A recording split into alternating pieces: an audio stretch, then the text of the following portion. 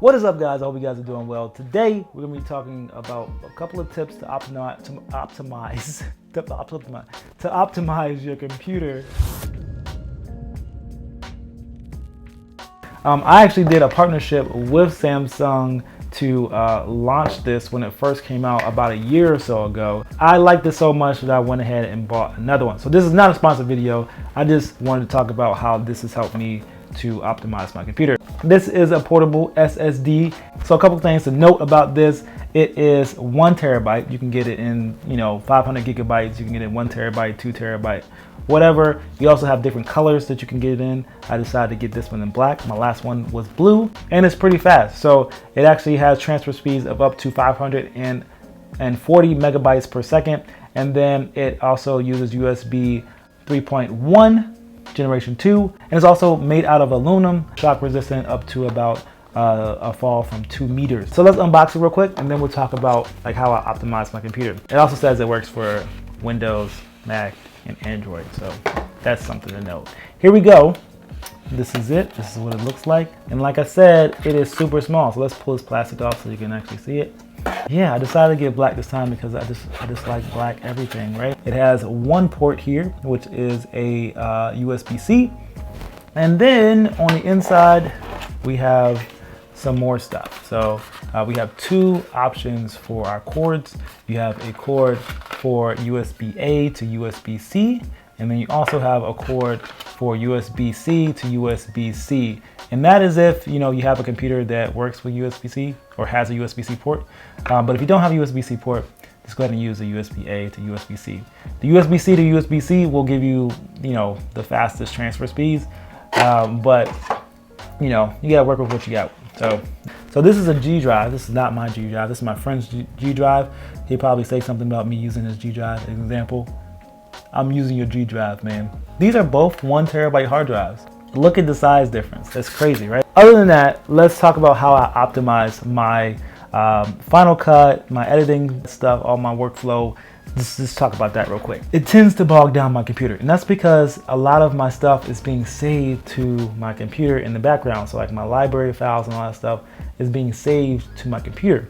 So my hard drive on my computer is, rendering all the files, it's saving all the files, it's saving my cache files, it's doing all of that all at once and displaying what I'm trying to edit, right? So what I wanted to do is to clear up some of that memory, clear up some of that space, and make sure that my computer wasn't doing anything but showing me the footage that I'm trying to edit and just really running Final Cut, right? So my library files are all on here, my render files and my cache files. And I'll show you how I set that up. Then I have a separate hard drive. Let's say this one. It's actually a G drive that I have. It's a more stable, larger G drive. It's a 4 terabyte G drive that I save all of my footage to. So Final Cut is referencing all of my footage from one drive. It's saving all the cache files and render files on another drive.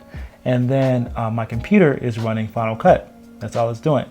All right, so we're on my computer now. Here you can see my original media. So this is my 4 terabyte hard drive that has all of my original media. Below that, you can see my 500 gigabyte SSD, which is the Samsung. That was my original one. It's 500 gigabytes, so I named it 500 gigabytes. And then I named it FCP, which is Final Cut Pro. So I have all my cache and my render files saved on that. Now you can rename that by just right clicking on it and renaming it and changing it to whatever you want to. But I'm going to show you how to do the entire thing right now. So the first thing you want to do is pull up your disk utility and make sure you have that hard drive available that you want to change over. So make sure you have that hard drive selected, and then you go click on erase. We're going to format that to extended journal. Right there you can change the name of it to whatever you want to, but I'm not going to change mines or erase mines. When you're ready to do that, go ahead and click OK, and it'll erase it and reformat it. But I'm not going to do that because I need it. But if you look at my hard drive, you can see that all my cache and render files are saved to it. So now I'm going to go into Final Cut, and I'm going to click on the library so that I can show you that this is actually saved to the SSD. Over here to the right, you can see that it's all saved to the SSD. So we want to make sure that we have the library selected, and then we're going to go over to storage locations on the far right. So you also want to make sure that you have your inspector up. But if you click on the the library file, it should pull up everything you need on the right side. So just go over here and you select storage locations, go select modify settings, and that should pop up a menu that will allow you to change all the locations of where this media is being saved to. So the media needs to be changed to the hard drive that you have changed over. So go ahead and choose or select choose, and then find that hard drive, and then do the same thing for your cache and your backups. So you want to change both of those via the drop down menu, and then once you're done with that, you press OK.